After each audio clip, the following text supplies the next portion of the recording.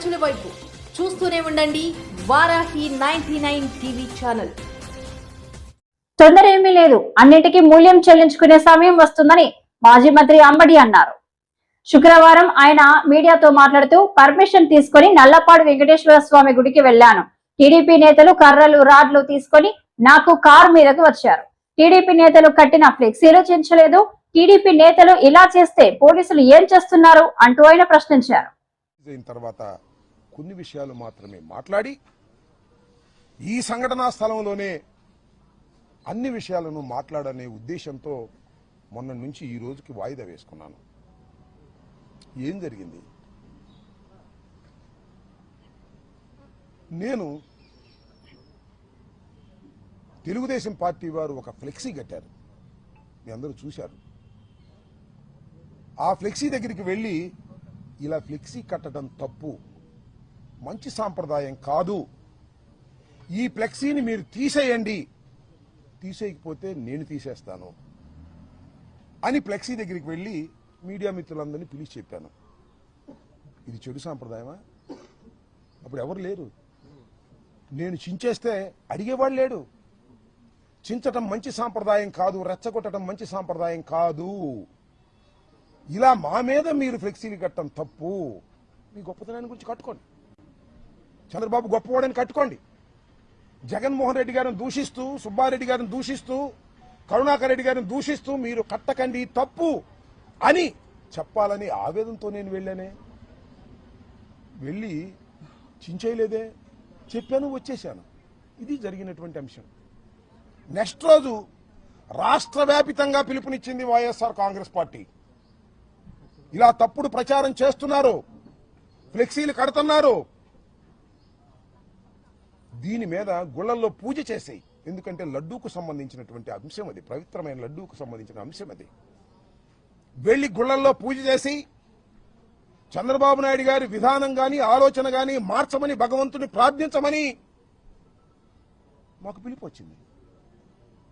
ఆ దగ్గరలో ఉన్న వెంకటేశ్వర స్వామి గుడికి వెళ్ళాను, పర్మిషన్ తీసుకుని వెళ్ళాను, పూజలు చేశాం. అప్పుడు నల్లపాడు పోలీస్ సిఐ నాకు ఫోన్ చేశాడు, వంశీ. ఎస్పీ గారు అడగమన్నారండి, మీరు ఆ ఫ్లెక్సీని చింపడానికి వెళ్తున్నారా లేక పూజకి వెళ్తున్నారా అని. ఎందుకు చింపుతామయ్యా, పూజకి వెళ్తున్నాము అంతే తప్ప చింపే ప్రశ్న ఉద్భవించదు అని చెప్పా. పూజ చేసి వస్తుంటే ఏం జరిగిందో మీరు అందరూ చూశారు. కర్రలు రాడ్లు తీసుకుని నా కారు మీదకి వచ్చారు, నా కారును కొట్టే ప్రయత్నం చేశారు, తిట్టారు, బూతులు, భయంకరమైన బూతులు. మీరు చూశారు ఒక మహిళ ఎలా తిట్టిందో, ఆమె సంగతి కూడా తర్వాత చెప్తా నేను. అందరూ ఫిల్దీ లాంగ్వేజ్ ఇష్టం వచ్చినట్టుగా ఎమ్మ ఎక్క తిడుతుంటే ఎస్ ఆవేశం వచ్చింది. స్పర్ ఆఫ్ ది మూమెంట్ బయటకు వచ్చి నేను కూడా బూతులు మాట్లాడాను. It is a purely reaction. నా ఉద్దేశం అది కాదు, ఇట్ ఈస్ ఎ రియాక్షన్. ఎదుటివాడు చేయొత్తుంటే పట్టుకోవటం, ఎదుటివాడు తిడుతుంటే తిరిగి తిట్టడం, ఇది మాత్రమే జరిగింది. ఏం జరిగిందని తర్వాత వాళ్ళు తిట్టారు, నా కారు మీద కొట్టారు, నేను తిరిగి తిట్టాను, ఇంటికి వచ్చేసాను. ఆలోచించాను, 1-2 సార్లు ఎందుకు నా తొందరపడ్డాను.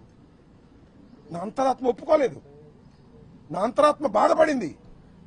వెంటనే వాలంటరీగా వచ్చి మీ అందరి సమక్షంలో 4:20 4:30 మళ్ళా ప్రెస్ మీట్ అరేంజ్ చేసి, నేను చంద్రబాబు నాయుడు గారిని ఉద్దేశించి తిట్టలేదు, ఆ స్పెర్ ఆఫ్ ది మూమెంట్లో ఒక చిన్న ఆవేశంలో వాళ్ళు తిడుతున్నారనేటువంటి ఉద్దేశంతో నేను ప్రతిస్పందించి తిట్టాను.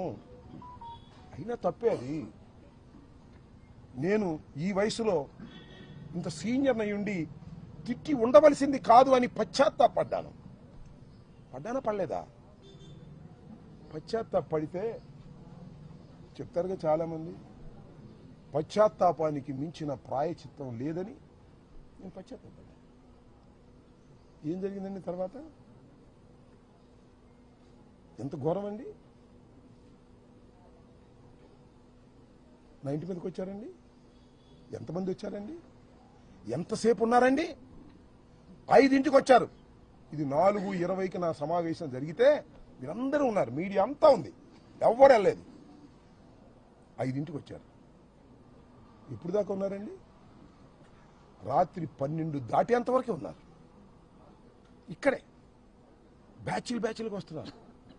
పెదకూరపాడు వాళ్ళు వస్తారు, వినుకొండ వాళ్ళు వస్తారు, సత్తెనపల్లి వాళ్ళు వస్తారు, భాష్యం స్టూడెంట్స్ వస్తారు,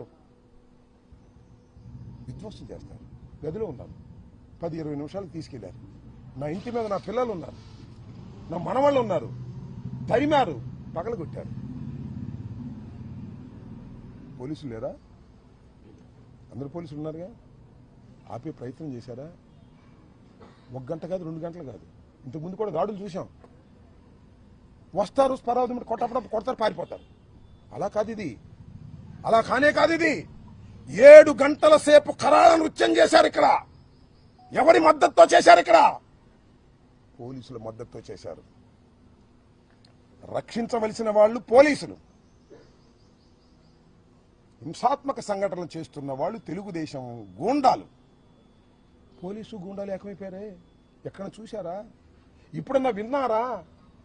పోలీసులు గూండాలు ఏకమైపోయి అతి దారుణంగా పగలగొట్టే కార్యక్రమం చేశారు, కొట్టే కార్యక్రమం చేశారు.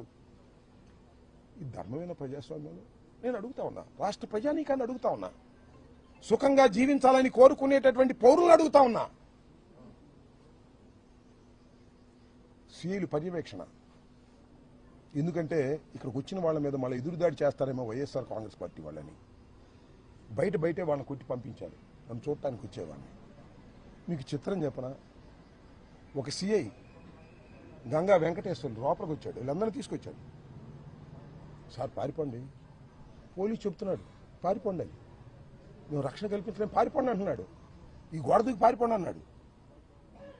మిస్టర్ గంగా వెంకటేశ్వర్లు, అంతా నువ్వే దాడి చేస్తున్నావు. పారిపోవటం కంటే చచ్చిపోవటం మేలో, పారిపోను అని చెప్పా. ఇలాంటి సంఘటన ఎప్పుడన్నా విన్నారా మీరు చరిత్రలో? సినిమాల్లో అయినా చూసారా? ఎంత దారుణం అండి ఇది. ఒక మాజీ శాసనసభ్యుడిని, 68 సంవత్సరాల వయసు కలిగిన ఒక సీనియర్ నాయకుడిని, చెన్నారెడ్డి ముఖ్యమంత్రిగా ఉన్న దగ్గర నుంచి రాజకీయాల్లో ఉన్నవాడిని, ఎన్టీ రామారావు శాసనసభలో ఉన్నప్పుడు నేను శాసనసభలో ఉన్నాను, చంద్రబాబు శాసనసభలో ఉన్నప్పుడు నేను శాసనసభలో ఉన్నాను. ఇంత దారుణం అండి.